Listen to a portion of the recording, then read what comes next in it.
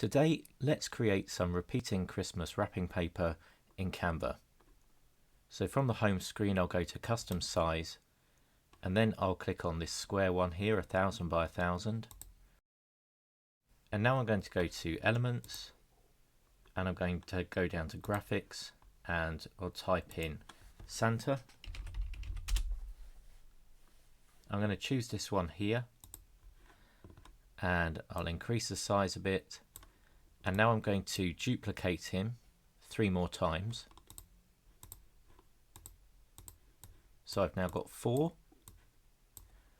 And I'm going to put him right in the corners of the paper, so he is the pattern that's going to repeat across the duplicates of it.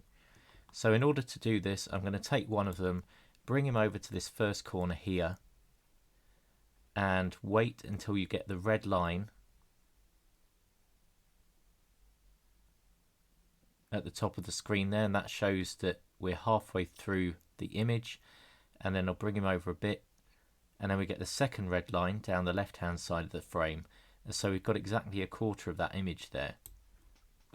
Next I'll take the second one and do the same thing on this side. So first line, second line, and down here as well, first line, second line, and then down at the bottom too, first line, second line. So in the middle of the picture here, I can now add whatever I want to. So I may just add another Santa in the middle of the image and just put him right in the center there. Could make him a bit smaller, and then I'll add a few things around him. So let's go for Rudolph.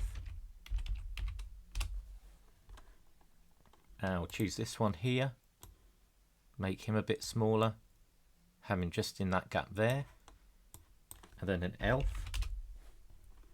Again, we can go for this one, make him about the same size as Rudolph, just line up the borders there, put him down the bottom, and then we'll go for Gingerbread Man. I'll take this one. Again, we'll make him the same size as the elf, so just line up the bottom there and bring him down until he's the same height. Put him up here. And then we'll have a happy child. Just go for this one. Line him up as well. And place him over this side. Now we'll just get some Christmas baubles.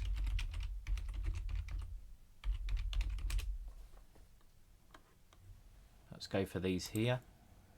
Just put them in above Santa. Have some holly. Put those in over here. Perhaps a gift. Take this one, put it over this side. And we could have Santa's sleigh. And I'll just put this one down the bottom.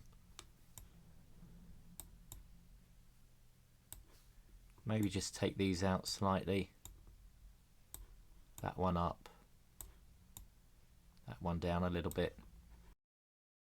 So here's our pattern that we now want to save. So I'll go to Share and Download. I'm going to increase the quality by 2, so we've got 2000 by 2000, and we'll have a transparent background for now, and click Download.